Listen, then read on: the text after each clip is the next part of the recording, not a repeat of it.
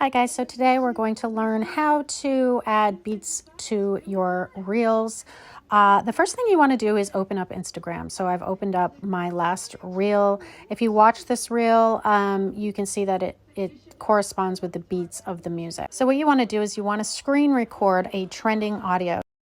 So this little arrow at the bottom of the screen shows that it is trending at the time. So once you've screen recorded the audio, then you can open up Capcut. This is probably my favorite app, and it's free. So you go to Capcut, you then choose the screen recording and you put it into your video. I've already aligned all of my photos that I want to use, and then you're just adding that screen recording video, and then you want to choose extract audio. And that will extract the audio from that screen recording. And then you want to delete the video. So you just have the audio and you want to slide it over, you want to cut it and slide it over to the beginning of your video that you already created. So once you have your audio in place and your video, then you highlight just the audio portion and you choose match cut. You then auto generate the beats and it will automatically put in those little yellow dots are each a beat. And what that does for you is you're able to slide your photos or video right to the beat of the music. And this just makes a very beautiful reel.